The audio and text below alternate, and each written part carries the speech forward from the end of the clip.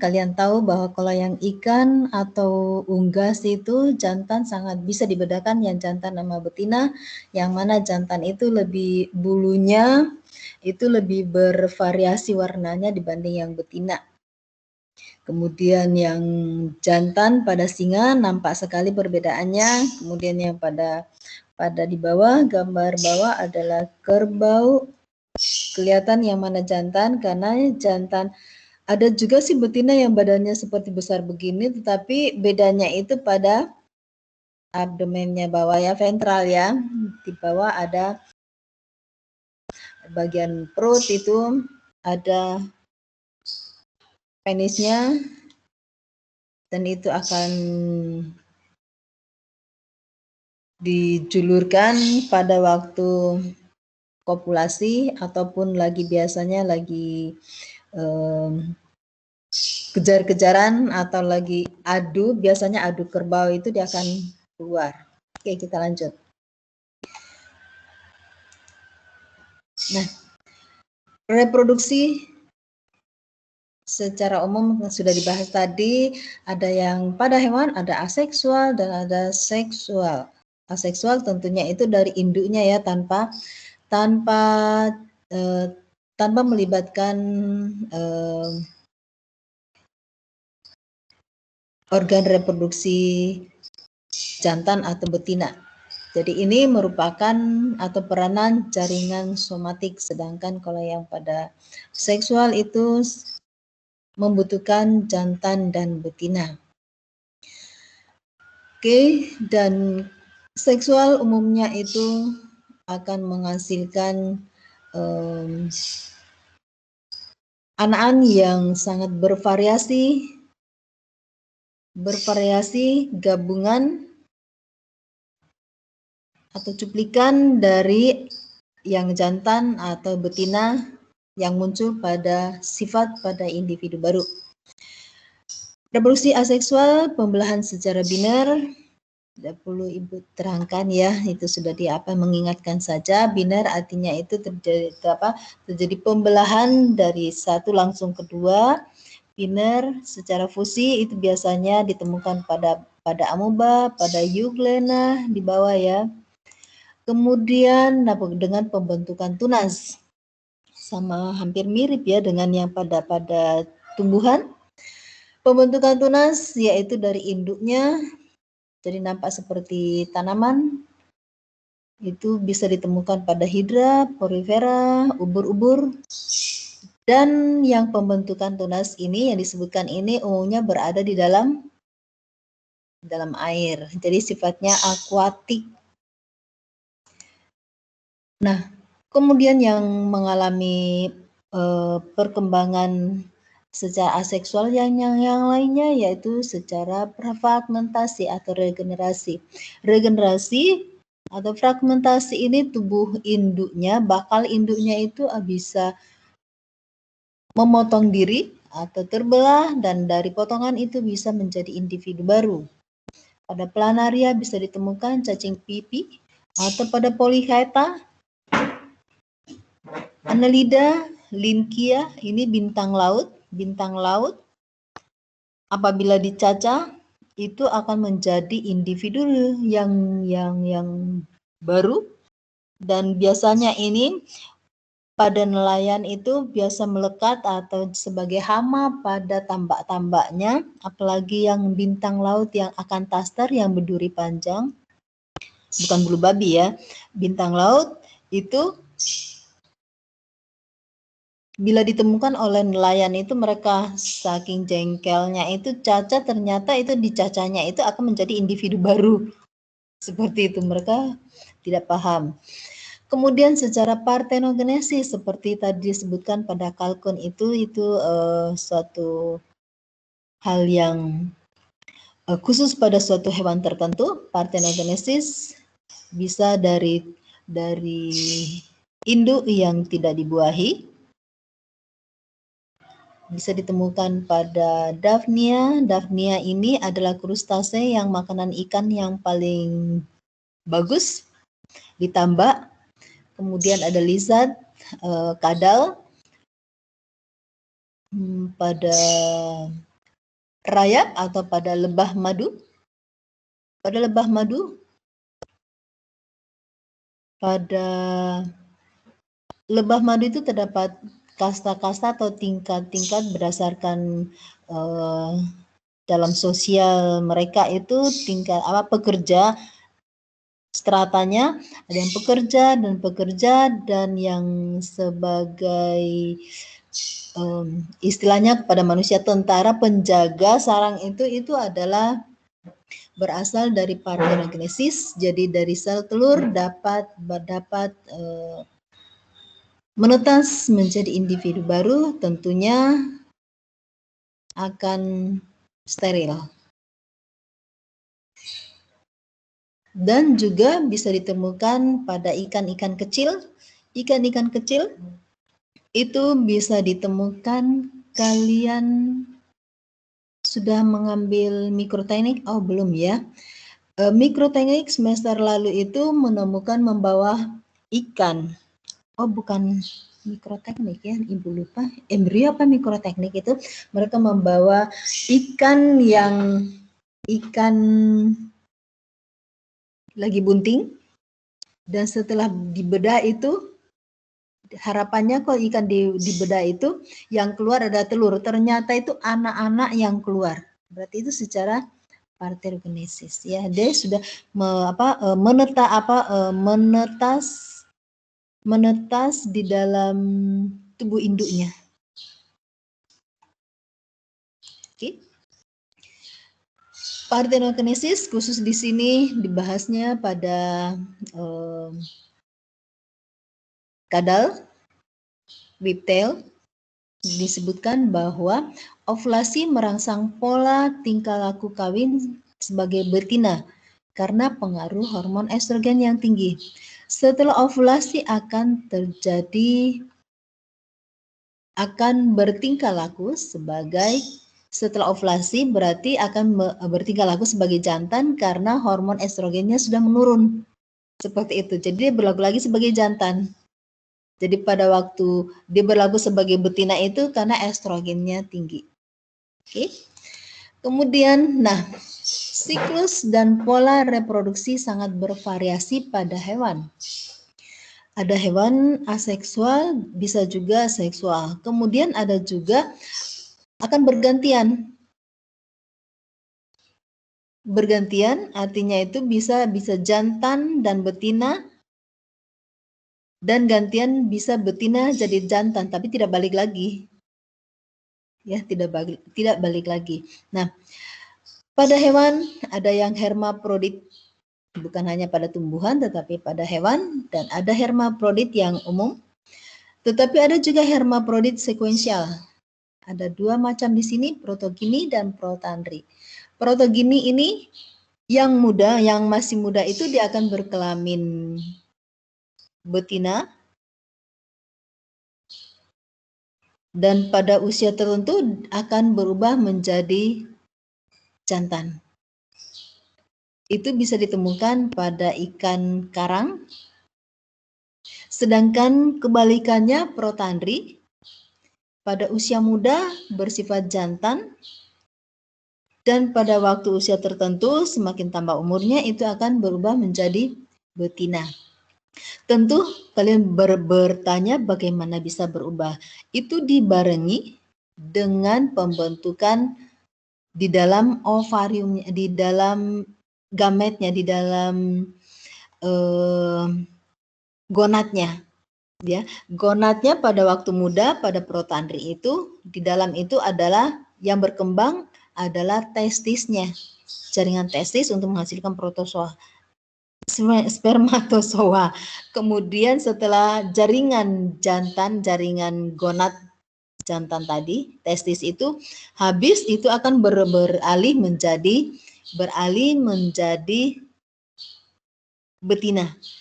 Artinya bukan beralih, tetapi gonad atau ovarium itu baru berkembang pada usia yang lebih bertambah gitu ya. Jadi berbeda dengan tadi kadal. Kadal itu bisa sewaktu-waktu bolak-balik, bisa gantian. Jantan betina sebegitu karena yang dipengaruhi oleh hormon. Tetapi kalau ini tidak akan balik lagi karena itu berhubungan dengan jaringan gonadnya. Seperti itu. Contoh hermafrodit yang protandri yaitu pada kerang, pada belut. Ini yang sebelah ikan nurase. Kalian perhatikan kerang yang besar atau yang belut yang besar itu umumnya adalah betina. Karena apa? Untuk menampung atau menyiapkan telur lebih banyak. Kalau lebih besar hewannya. Seperti itu. Kita lanjut. Nah, sistem reproduksi ini dipengaruhi oleh hormon dan petunjuk lingkungan. Petunjuk lingkungan itu antara lain berupa suhu, curah hujan, panjang hari, dan siklus bulan musiman.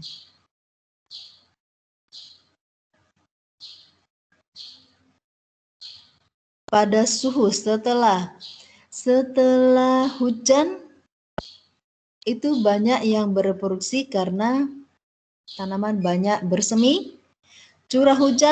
Awal curah hujan ada hewan-hewan tertentu yang bereproduksi. Itu banyak sekali ditemukan mungkin sebulan yang lalu di jalanan menutupi jalan, yaitu yang lagi bereproduksi, yang menutupi bohlam, lampu, apa itu? Laron ya.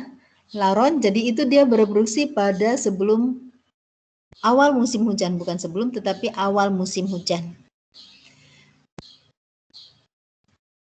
Nah, mekanisme reproduksi ada secara eksternal dan internal. Eksternal artinya di luar tubuh induk betina, sedangkan internal di dalam tubuh induk betina. Fertilisasi, kalian tahu bahwa pertemuan antara spermatozoa dan ovum. Oke. Nah, pada perkembangbiakan secara seksual tentunya tadi sudah disebutkan bahwa membutuhkan hewan jantan dan hewan betina.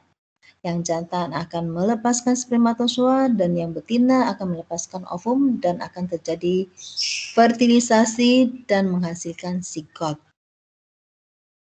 Tentunya dari hewan-hewan jantan betina ini sebelumnya itu akan mengalami gametogenesis, pembentukan spermatozoa dan ovum. Tadi udah dibahas sepintas ya, tadi di presentasi.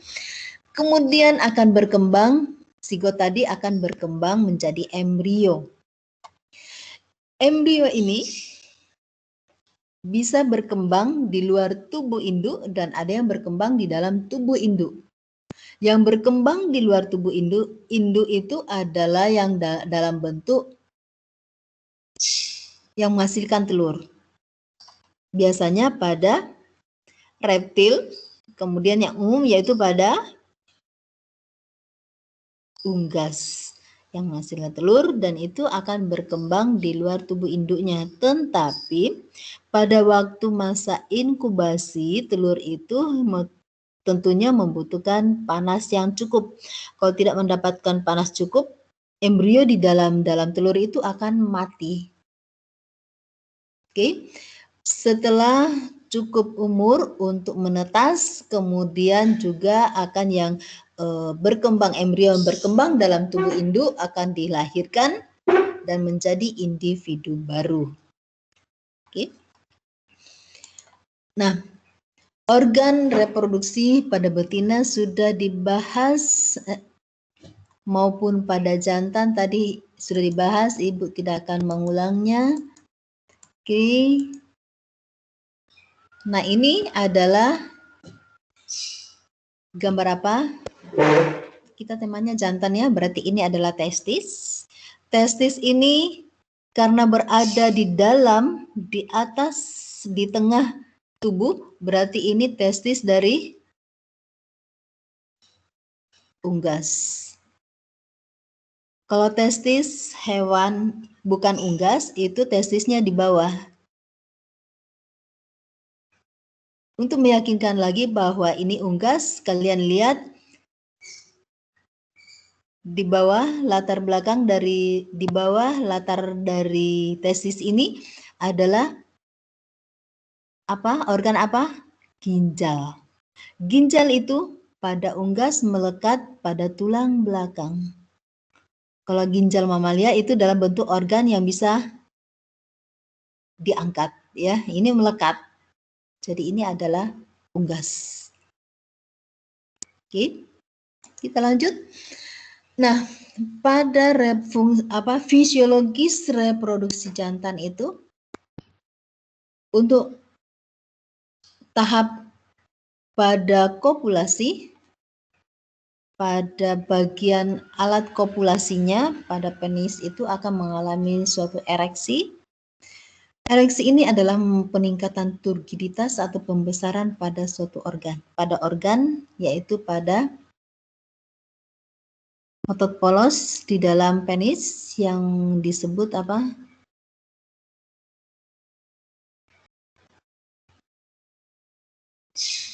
Nah, itu akan terdiri dari pembuluh-pembuluh darah dan darah akan masuk sehingga akan terjadi penambahan tekanan. Kemudian ejakulasi yaitu suatu gerak refleks yang mengosongkan epididymis, uretra dan kelenjar kelamin. Mengosongkan pada waktu kopulasi. Oke. Nah, hormon yang berperan pada reproduksi jantan tadi sudah disebutkan testosteron yang dihasilkan pada sel-sel interstisial sel Leydig. Testosteron ini berperan pada pembentukan tubuh seks sekunder pada yang jantan, dan testosteron ini meningkatkan pembentukan protein, pembentukan otot, sehingga bisa menambah berat badan dan juga merangsang untuk pertumbuhan tulang menjadi lebih besar dan lebih terang, lebih tebal. Dan ini ada hormon-hormon yang terlibat di sini, yang mana mulai dari hipotalamus letaknya di otak. Otak itu akan melepaskan gonadotropin releasing hormone, merangsang anterior pituitary melepaskan follicle stimulating hormone dan luteinizing hormone. Nah, masing-masing hormon ini yang mana hormon follicle stimulating hormone ini akan merangsang folikel-folikel yang ada pada tubulus seminiferus untuk menghasilkan spermatozoa. Sedangkan luteinizing hormone ini yang merangsang, yang mensekresi testosteron untuk pembentukan, untuk stimulasi atau merangsang pembentukan otot, merangsang pembentukan, menampakkan seks sekunder dari jantan. Dan juga bagian-bagian dari alat kopulasi. Oke. Kemudian ini sama. Nah, tadi disebutkan faktor yang mempengaruhi kopulasi, reproduksi ini yang mempengaruhi spermatozoa. Ini lama penyinaran itu akan mempengaruhi jumlah sperma dan aktivitas spermatogenik. Apabila suhu tinggi akan mengalami fertilisasinya akan turun, juga akan menghambat pembentukan sperma, sehingga pada hewan dewasa, pada jantan itu testisnya itu turun karena untuk menghindari panas tubuh. Tetapi kalau suhu udara di luar dingin, dia akan naik ke dalam rongga perut. Juga akan mempengaruhi penghambatan pembentukan sperma apabila kekurangan makanan. Oke. Ini spermatogenesis. Kemudian, nah satu lagi, tadi sudah dibahas dari gametogenesis tadi itu sudah sampai spermatid langsung spermatozoa ya.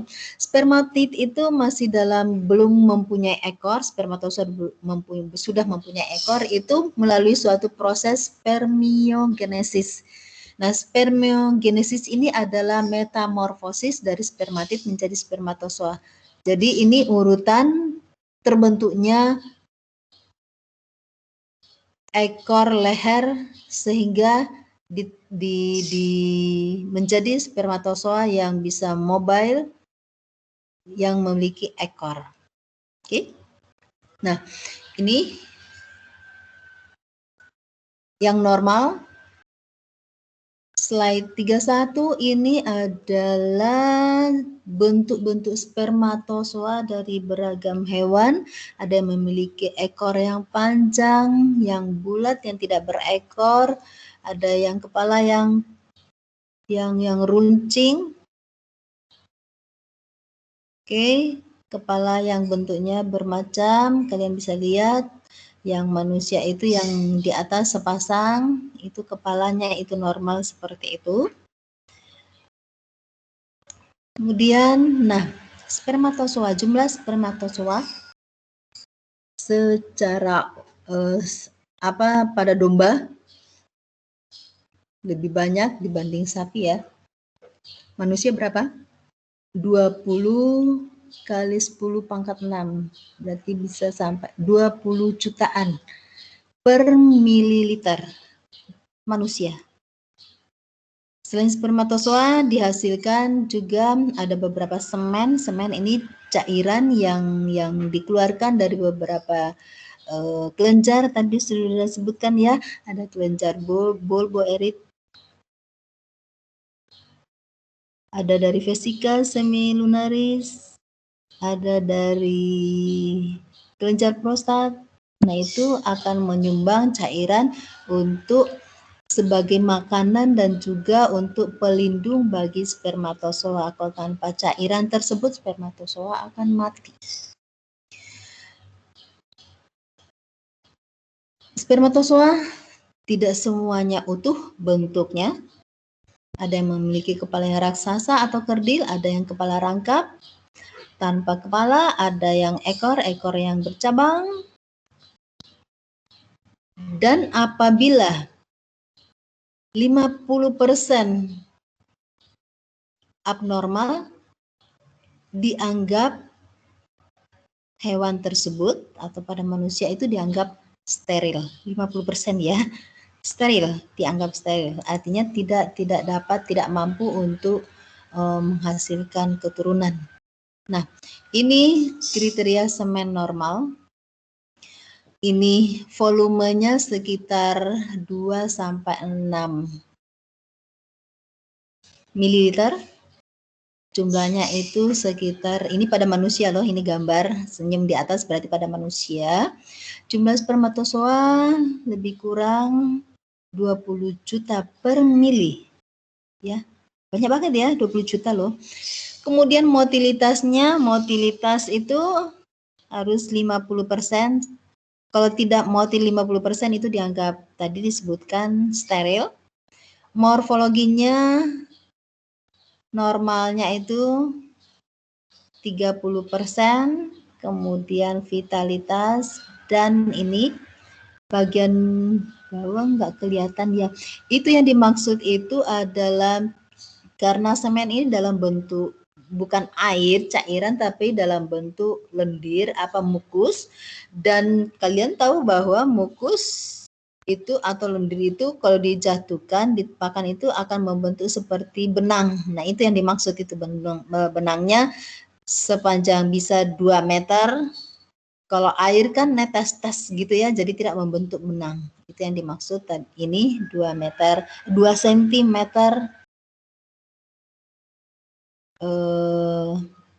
cairan semennya apabila dicatukan. Oke.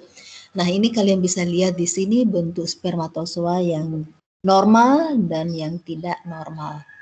Nah, kalau yang bercabang atau ekornya yang melingkar-lingkar tidak akan bisa maju apalagi ke kepala 2, bingung ekornya ikut kepala yang mana gitu ya.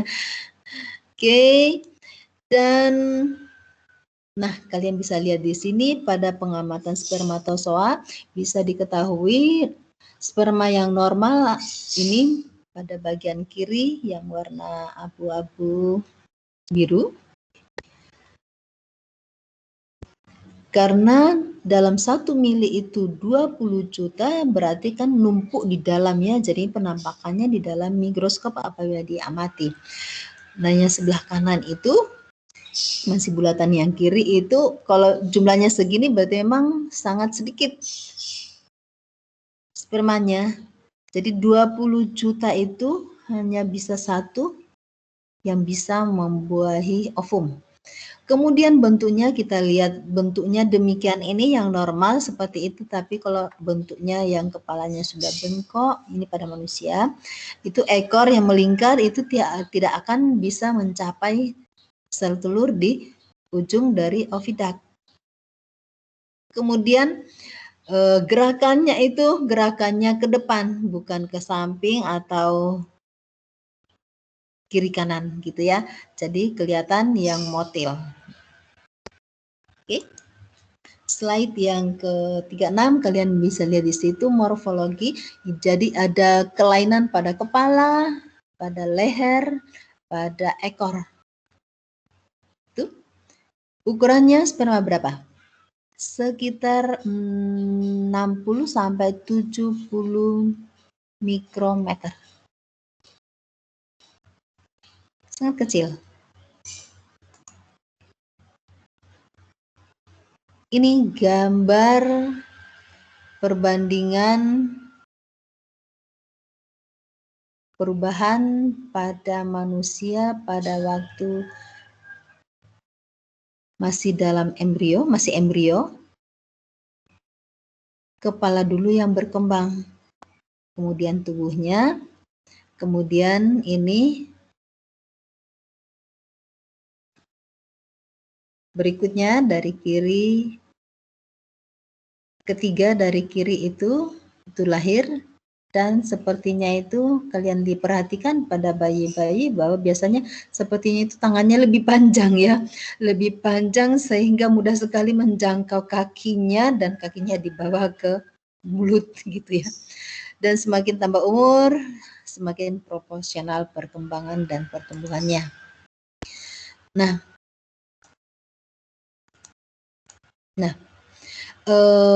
perkembangan teknik artifisial reproduksi karena di dalam masyarakat atau pada dunia budidaya hewan itu tidak semua hewan yang bisa cepat menghasilkan keturunan sehingga dilakukan suatu artifisial reproduksi.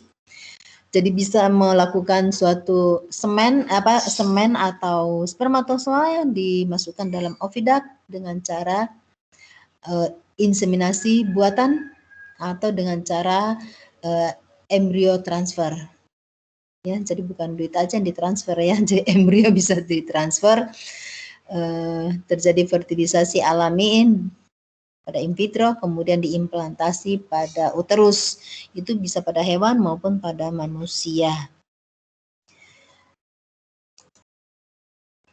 Oke, kemudian juga cara lain dengan cara individu transgenik, yaitu penyisipan DNA donor ke dalam sel nukleus yang telah dibuahi. Kemudian diplantasi ke dalam uterus. Diplantasi itu tentunya dalam keadaan dinding dinding endometrium penuh dengan sebelum menstruasi ya.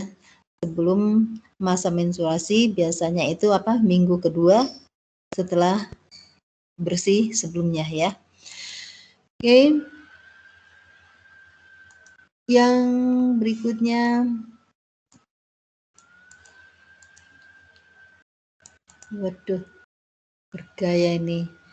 Memasukkan sejumlah spermatozoa ke dalam media kultur ovum, kemudian ini cara lain, in vitro fertilisasi dengan memperlakukan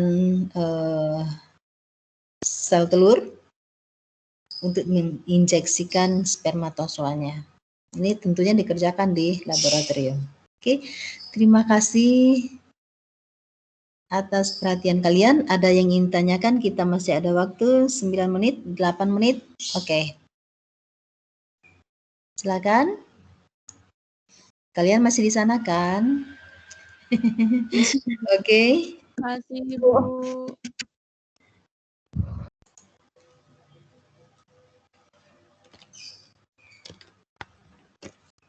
Gimana?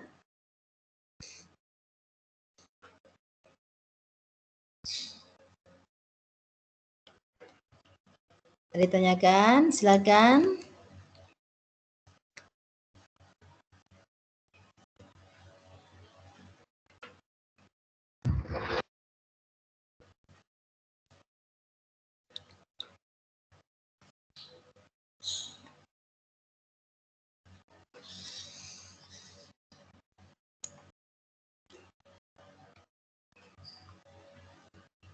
Nggak ada tadi tanya jawab di chatting. Jabri apa ya?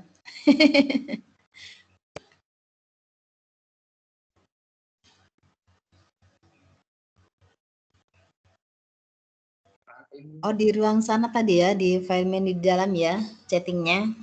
Bukan di ruangan di sini.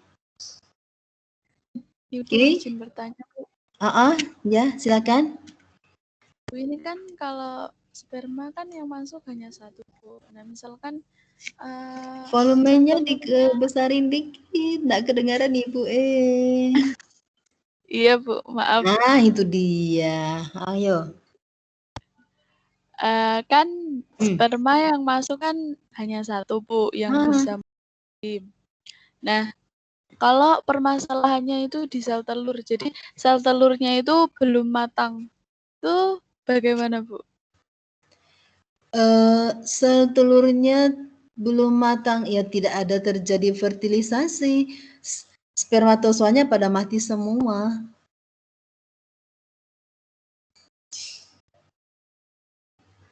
Khusus untuk hewan itu mereka tidak mau, betina tidak mau didekati oleh jantan kalau mereka tidak dalam keadaan estrus. Estrus artinya itu siap menerima jantan. Berbeda pada manusia. Setiap saat. Ya. Kalau ini, Bu, yang fertilisasi eksternal itu misalkan pada apa tuh? Pada ikan. Nah, itu kan si betinanya mengeluarkan telur terlebih dahulu. Iya. Habis itu jantannya mengeluarkan sperma. Nah, itu Betul. seperti apa ya, Bu, wujudnya? Tadi sudah mewakili tadi kuda laut itu sudah mewakili itu, tetapi hampir karena kuda laut itu ya vertebrata, sedangkan pada ikan sama sih vertebrata juga ya. Tetapi ikan sama halnya tadi pada hewan yang di darat. Kalau betinanya tidak siap melepaskan telur, dikejar bagaimanapun oleh jantan, dia akan menghindar. Seperti itu. Tetapi kalau dia sudah siap sel telurnya itu, dia akan diam dan akan respon kepada jantan yang datang. Kemudian dia akan, kalian bisa browsing, ikan mempunyai juga semacam tarian seperti ditunjukkan tadi di presentasi, akan menunjukkan tarian, si jantan akan menunjukkan jalan yang ada untuk bisa meletakkan telur, biasanya itu ada pada rumput-rumput, dan jantannya itu bisa menggesek-gesekkan ke tubuh betinanya, dan betinanya akan pelan-pelan akan melepaskan telur. Dengan melepaskan telurnya itu, jantannya sigap untuk melepaskan spermatozoanya. Seperti itu. Khusus kalau yang ikan nila, setelah diharapkan terjadi fertilisasi, si jantannya itu mengambil semua telur-telur harapannya sudah terbuahi, itu dimasukkan semua di mulutnya, disimpan di dalam mulutnya untuk pengeraman, khusus untuk nila loh. Si jantan yang ambil, bukan yang betina. Jadi selama pengeraman itu ikan tersebut tidak makan. Jadi tubuhnya akan menyusut, dipakai untuk metabolisme dalam tubuh. Tetapi apabila sudah menetas, dia akan coba-coba menyemburkan anaknya tadi, tetapi kalau ada gangguan bagi anaknya cepat-cepat diambilnya lagi. Disimpan di mulutnya. Tetapi kalau sudah agak besar dan mulutnya sudah tidak muat lagi, dia akan lepaskan itu anak-anaknya itu. Tetapi masih dijaga sebentar aja, tapi setelah itu dilepas. Karena setelah dilepaskannya itu diharapkan itu anak-anaknya sudah bisa mencari makan sendiri, sudah bisa makan dan bisa melindunginya. Melindungi sendiri seperti itu. Oke, Ulul? Bu, berarti itu walaupun fertilisasi eksternal itu tetap ada interaksi antara jantan dan betina. Berarti tetap ada pertemuan. Ada, ya, sama-sama pada kodok juga gitu. Betina itu tidak mau tiba-tiba dikawini begitu saja, nggak mau. Dan umumnya kalau kodok itu memang pada awal musim hujan itu baik betina maupun jantan itu sudah siap semua matang gonat. Jadi pas ada hujan itu mereka langsung fertilisasi. Tetapi tidak mau betina untuk begitu saja kopulasi, tidak. Mereka harus dekatin dulu. Lebih-lebih manusia ya.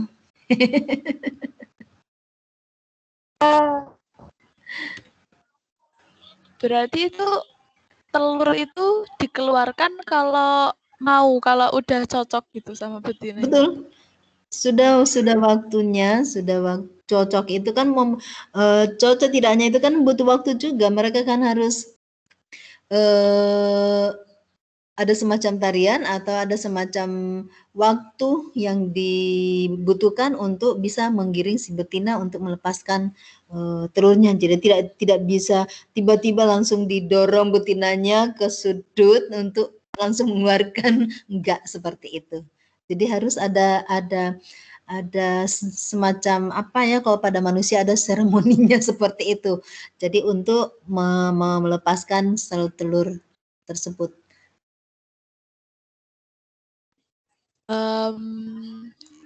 Tanya lagi Bu, boleh? Iya, iya.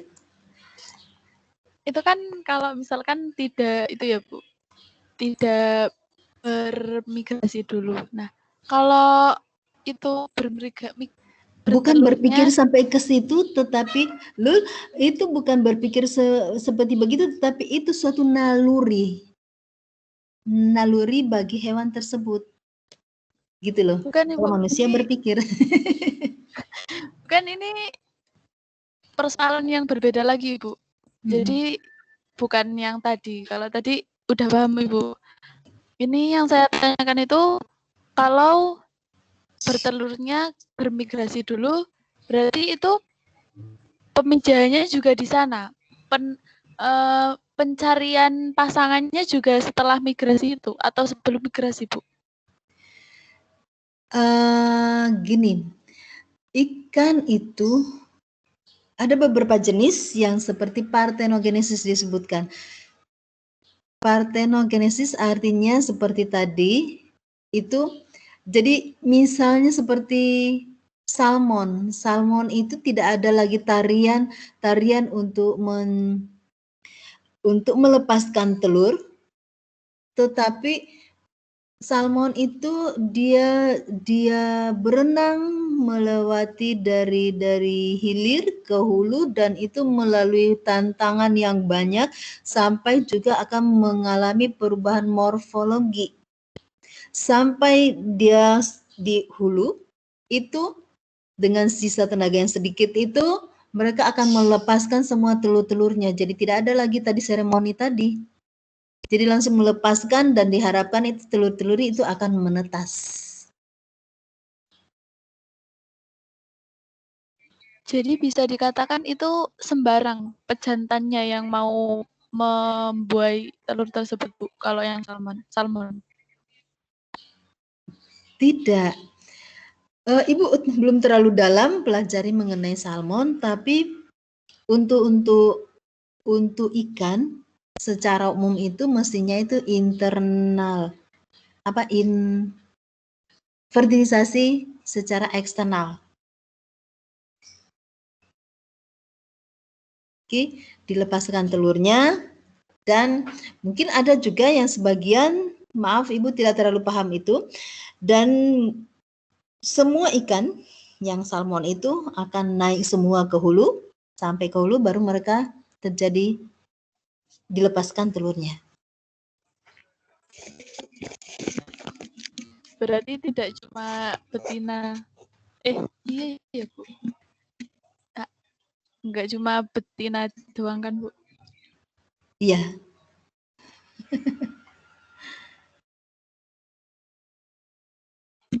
Terima kasih Bu. Oke. Tapi mungkin enggak terlalu paham Ibu ya tadi ya yang mengenai salmonnya itu ya. Jadi yang jelas itu dia akan bertelur, itu dia akan ke hulu. Sama dengan yang ikan ini belut yang besar itu, dia juga akan ke hulu dia. Oh maafkan, dia besarnya di hulu dan dia akan bertelurnya di bawah laut. Masih ingat istilah katadrom, anadrom itu? Pertanyaan Maria itu minggu depan kita bahas ya untuk yang betina.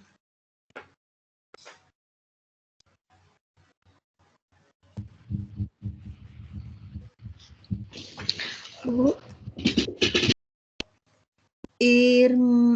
Imawarti. Izin bertanya Bu. Ya, satu ini ya, waktu kita sudah lewat. Monggo. Kita masih ada waktu sampai jam 10 Bu. Hah? Jam 10?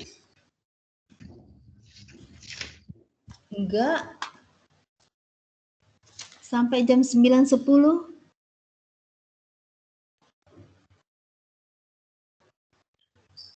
Ya udah mungkin minggu depan aja. Praktikum yang sampai jam 10. 2 jam lebih. Oke, nggak apa-apa. Monggo, Imawati. Mungkin kayak bahas ke yang manusia ya Bu. Itu kalau contohnya spermanya kan yang masuk satu, terus sperma yang lain itu kemana Bu? Sperma lainnya itu kan 20 juta ya, banyak ya, pada 1 mili aja itu. Apalagi kalau tadi dikatakan kalau 1 kali penetrasi itu bisa 3 mili, 6 mili, itu banyak banget ya. Nah, itu akan mati. Kenapa mati? Sejak dikeluarkan itu, karena ada juga mungkin yang cacat, dia akan mati karena tidak bisa melaju. Kemudian apabila kurang semennya, dia juga akan mati. Kemudian apabila masuk ke dalam ini pada hewan ya, bisa pada juga manusia, masuk ke dalam vagina itu ruangannya sangat asam dan itu banyak mematikan sperma. Seperti itu. Ya paling tidak kan masih ada ribuan ya. Oke, sepanjang jalan ada yang kurang sangunya, kurang mitokondrianya, artinya itu kurang energi yang dihasilkan, itu tidak kuat masuk ke dalam tuba falopi yang begitu panjang. Jadi banyak yang berguguran. Oke, tapi banyak juga yang sampai ke sel telur. Semua itu berusaha untuk bisa masuk ke sel telur. Sel telur kan bulat ya. Ternyata pada sel telur itu cuma ada satu lubang yang bisa dimasuki di situ. Jadi kalau ada yang masuknya dari kiri atau dari bawah atau dari kanan, itu dia tidak bisa tembus karena tidak di situ tempatnya, lubangnya itu. Tempat penetrasinya. Jadi pada mati semua. Cuma hanya satu saja yang bisa masuk. Kalaupun ada yang bersamaan masuk itu ya bisa jadi kembar, tapi biasanya kalau cuma satu masuk, cuma kepala nongol aja itu dinding sel, dindingnya itu bersiap-siap untuk memblok bila ada sperma yang lain yang bisa masuk. Jadi diharapkan cuma satu saja yang bisa masuk ke dalam sel telur. Jadi sperma yang mati itu keluar lagi dari tubuh yang wanita, tetap di tubuh? Di dalam tubuh, dan itu akan keluar bersama lendir-lendir atau berfusi masuk ke terserap ke kapiler kan mati, dianggap itu sebagai benda asing dan akan terserap masuk ke dalam saluran darah dan dibuang. Kalau dia masih dalam saluran, dia akan keluar bersama ada lendir-lendir atau apa gitu, itu akan keluar seperti itu. Baik, terima kasih penjelasannya.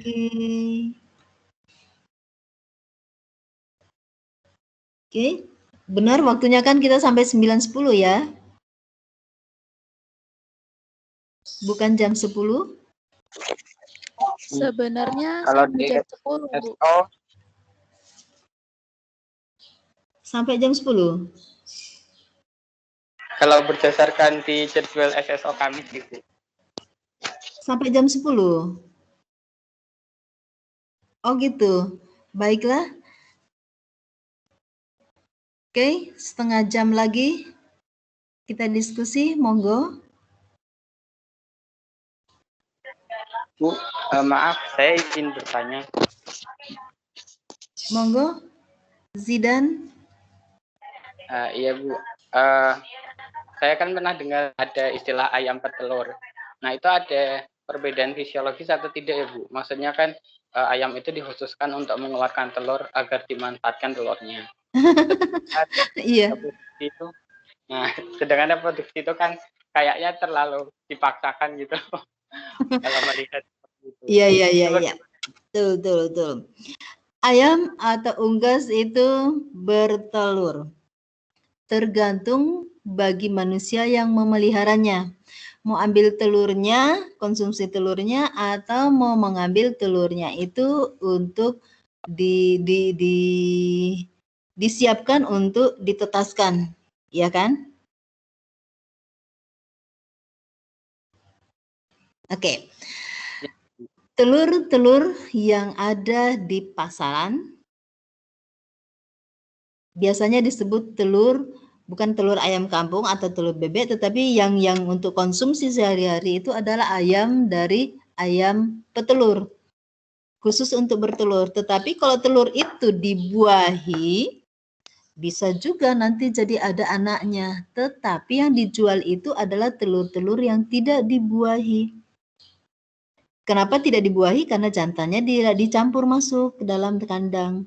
Nah, itu yang umum dilakukan untuk ayam petelur. Tentu jenisnya, strainnya berbeda khusus untuk ayam petelur dan khusus untuk ayam pedaging. Tapi bukan berarti dia hanya bertelur saja, kalau dikasih jantan ya akan terjadi fertilisasi dan akan bisa, telurnya itu bisa ditetaskan dan akan bisa mendapat individu baru. Tetapi yang telur yang dijual di pasar itu kalau dieramkan, dimasukkan dalam mesin penetas, itu tidak akan menetas karena tidak dibuahi oleh jantan. Ya. Telur horn namanya ya. Telur ayam ras. Oke.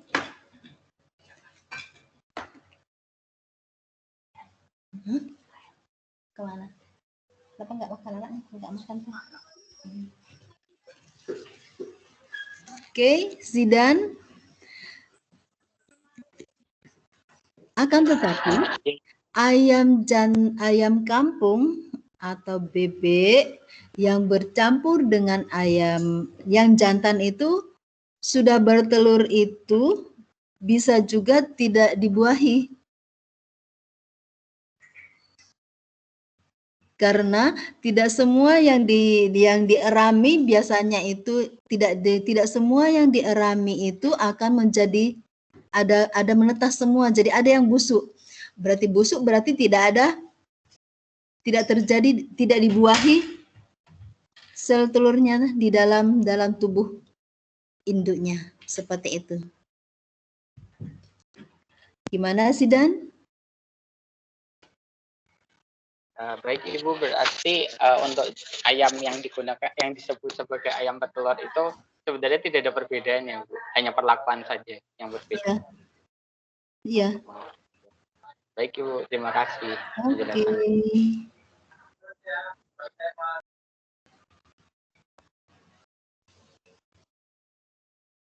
Monggo. Bisa juga diskusi langsung yang presentasi dan dijawab bagi kelompok yang bersangkutan, monggo.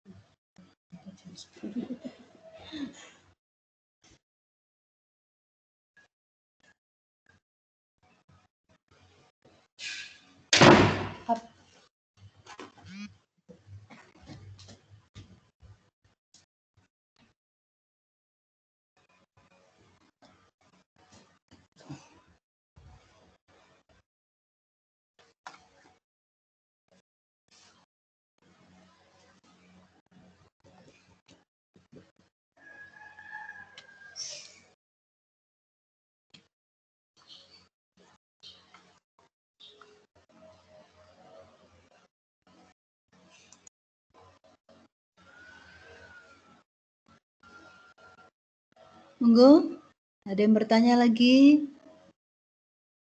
Bu, saya Rendra izin bertanya. Monggo, Rendra. Kan nelayan kalau motong-motongin bintang laut itu malah semakin banyak kan populasinya. Terus lalu cara mengatasi hama bintang laut bagaimana ya, Bu? Cara mengatasi hama bintang laut. Bintang laut kan adanya dalam air kan? Dalam laut kan? Iya, Bu. Iya. Ngatasinya menurut Rendra baiknya gimana? Karena dia di dalam air laut.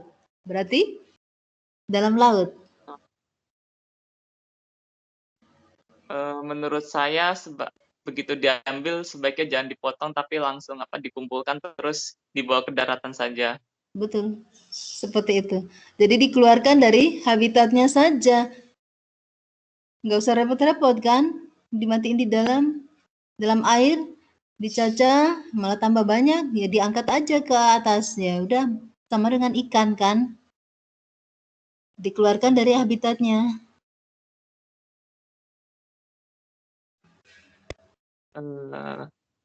Tapi Bu, saya ingin bertanya lagi Bu. Bintang laut predator bintang laut biasanya apa ya Bu? Predatornya? Ya. Gak ada predator. Itu bintang laut itu predatornya itu kalau sudah dewasa nggak ada. Itu keras, itu tidak ada yang bisa memakannya. Tetapi kalau masih pada waktu embrio itu banyak predatornya. Itu kan telurnya itu ya sebagai makanan hewan di dalam air, zooplankton, oleh ikan-ikan yang kecil-kecil itu sebagai makanannya itu. Jadi kalau tidak ada predator, itu predator telur. Kalau tidak itu predatornya itu ya pasti penuh lah laut ya. Karena semua hewan itu utamanya yang hewan yang kecil di dalam laut atau yang invertebrata itu mereka akan melepaskan telur banyak sekali. Karena mereka tahu bukanlah tahu tetapi secara alamiah itu predatornya banyak, jadi kemungkinan untuk menjadi dewasa itu hanya sedikit kemungkinannya. Sehingga dilepaskanlah banyak telur, sama pada kodok, ikan, seperti itu banyak sekali telurnya. Jadi tidak semua menjadi dewasa.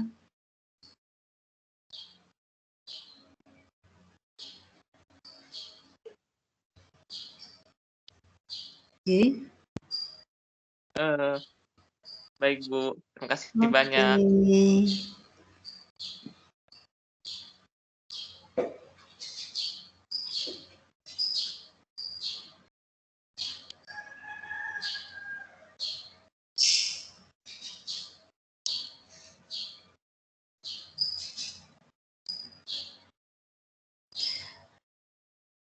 Maria bertanya di chat, bagaimana, tak jawab aja sekarang ya, lupa minggu depan. Bagaimana mekanisme hewan mengeluarkan sel telur yang tidak dibuahi seperti halnya pada manusia disebut sebagai menstruasi. Mengeluarkan sel telur yang tidak dibuahi. Itu akan, kalau pada manusia menstruasi ya, itu bisa hancur sendiri dan itu melebur menjadi benda asing dan akan masuk ke dalam sel darah, ke dalam vena untuk dibuang. Seperti itu saja. Jadi akan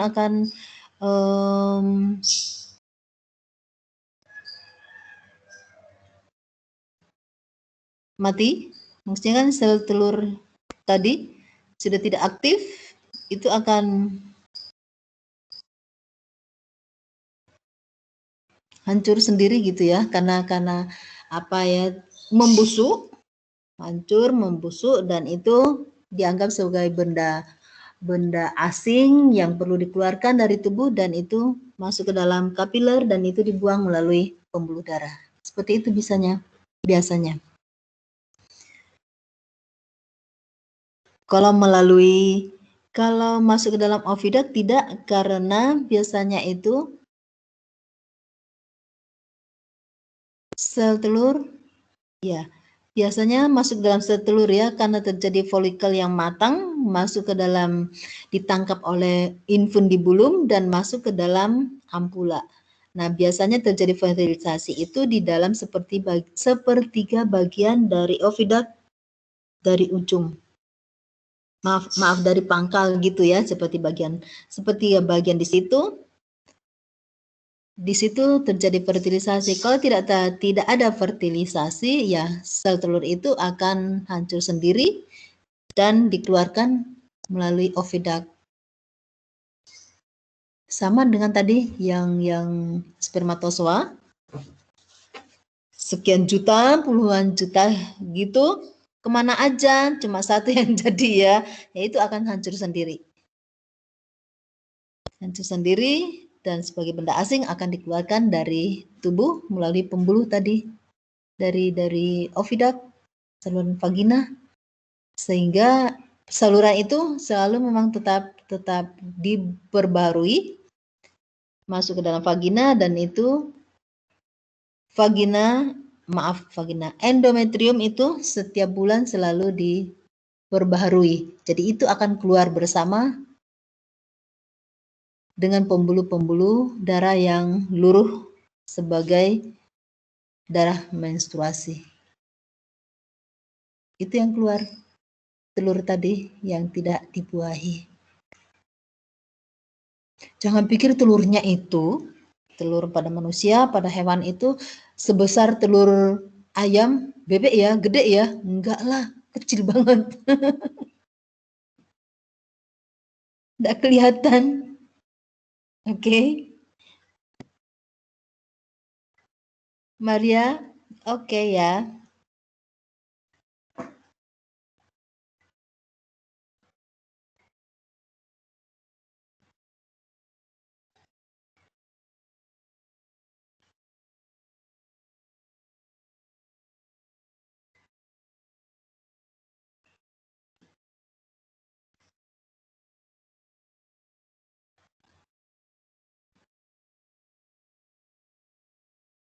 Tadi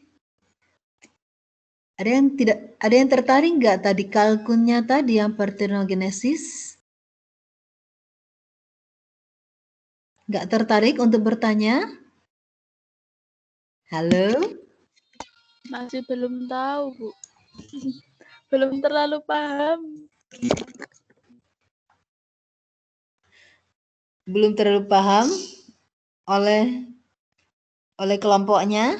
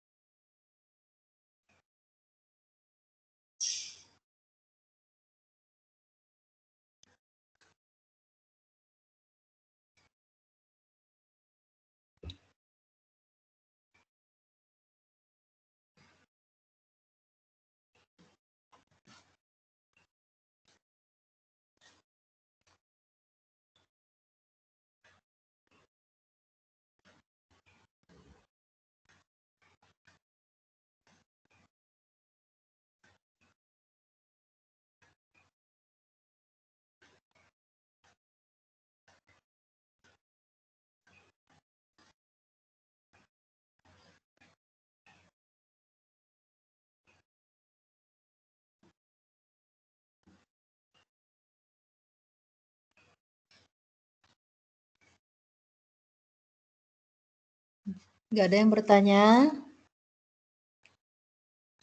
Monggo, kuda lautnya ditanyakan. Menarik loh tadi itu.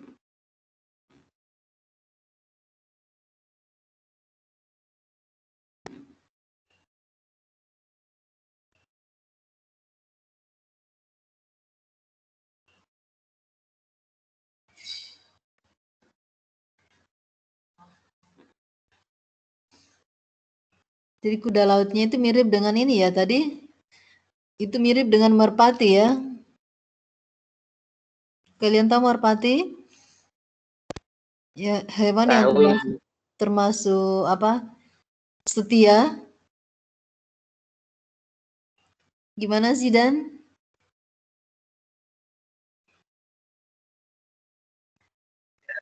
Tidak Bu, tidak apa-apa. Tadi menjawab mengenai tahu apa sih merpati. Oh, mungkin ini Bu, saya mau menanyakan soal tapi tadi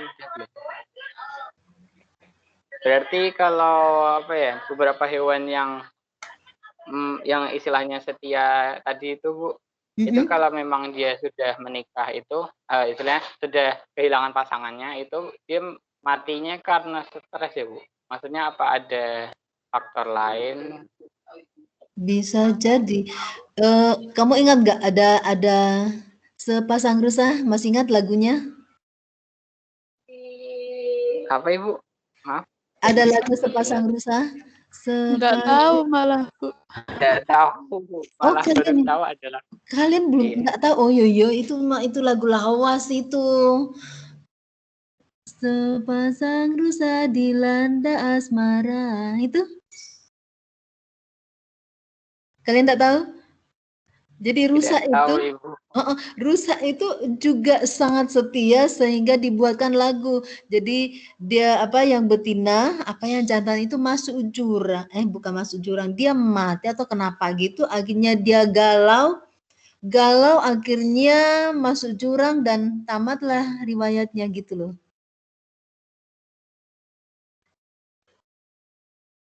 Jadi itu salah satu hewan yang sangat baper mereka itu. Jadi kalau pasangannya itu mati itu mereka sangat sulit untuk move on ya. Sangat sulit untuk move on untuk mencari pasangannya, walaupun pasangannya itu karena untuk mendapatkan pasangan itu dia akan sangat dia sebelumnya itu mereka sudah sangat menjajaki, kalau istilahnya pada manusia itu chemistry-nya itu sudah lama untuk dijajaki. Jadi kalau tiba-tiba menghilang pasangannya dan tiba-tiba untuk mencari lagi, dia akan menolak. Dan kadang itu burung merpati itu lama-lama dia tidak mau makan dan akhirnya mati juga biasanya.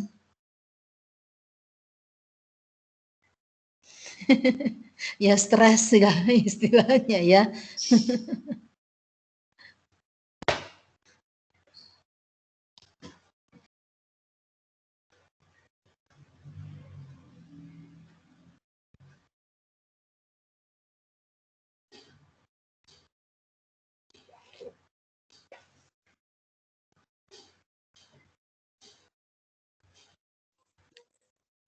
Bu Silvana. Gimana? Tadi aku mau ngelanjutin pertanyaan dari ini Hakoni yang telur itu loh, Bu. Iya, monggo. Nah, itu kan tadi Ibu Andiko, kalau telur yang dihasilkan itu bukan telur yang dibuahi. Kok bisa keluar, Bu? Katanya kalau nggak mau, dia nggak mau keluar. Kalau nggak cocok sama pasangannya. Oh, gini. Khusus untuk unggas. Kalau tidak cocok pasangannya tidak akan keluar. Maksudnya telurnya tidak akan keluar kalau tidak cocok dengan pasangannya. Maafkan, gimana diulang lagi lu? Iya, kan nggak mau harus cocok dulu sama pejantannya kan, Bu. Itu loh. Tapi yang unggas kok keluar telur, padahal tidak ada yang membuahi. Oh, gini. Khusus untuk unggas, dibuahi atau tidak dibuahi itu tetap keluar. Kenapa? Telur yang pada unggas itu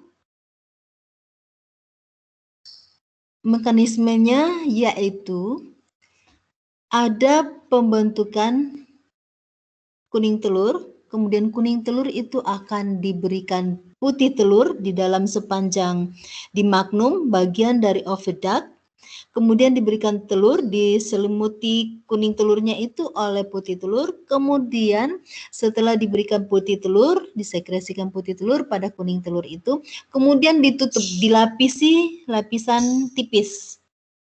Setelah itu dia berjalan terus sampai ke bawah, hampir dekat-dekat kloaka itu akan diberi cangkang. Diberi selaput yang mengalami kalsifikasi atau pengapuran. Tujuannya agar apabila di luar dari tubuh induknya itu bisa menetas, perkembangan embrio tidak dipengaruhi oleh lingkungan kecuali panas. Jadi itu telur itu dibuahi atau tidak dibuahi tetap diberikan cangkang khusus pada unggas dan reptil. Yang hancur tadi itu pada mamalia, pada manusia. Tetapi kalau khusus pada unggas dan reptil, dibuahi atau tidak dibuahi itu tetap diberikan cangkang dan dikeluarkan dari tubuh. Seperti itu, Lul.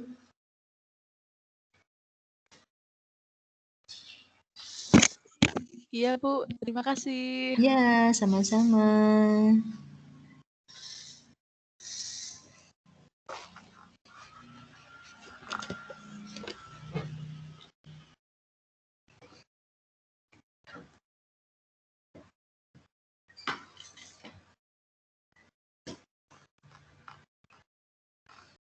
Oke, maafkan Ibu keliru waktunya kalau gitu ya. Jadi waktunya cuma kasih tadi. Jadi minggu depan kita bisa setidaknya setengah jam, satu kelompok 1,5 jam, bisa diskusinya jadi bisa presentasinya 1,5 jam. Oke, minggu depan. Kemudian sisanya materi dari Ibu dan diskusi.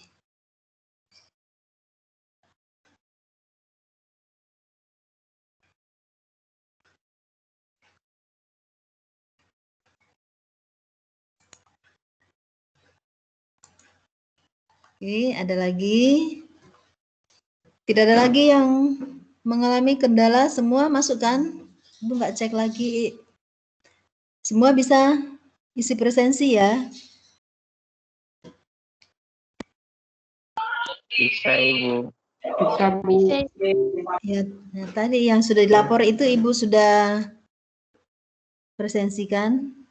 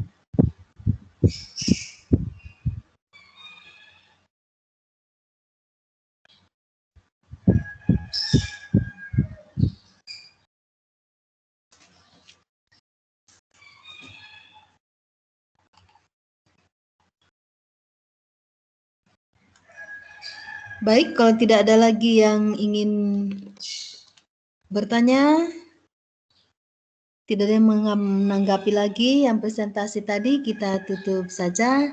Kita ketemu minggu depan. Yang presentasi silakan disiapkan ya. Dicek semua audionya sehingga bisa semua berinteraksi. Oke, terima kasih semua. Assalamualaikum warahmatullahi wabarakatuh. Selamat pagi semua. Jaga kesehatan ya. Biar tetap sehat. Waalaikumsalam warahmatullahi Selamat pagi wabarakatuh. Bu, terima kasih ilmunya Bu, sangat bermanfaat. Bu.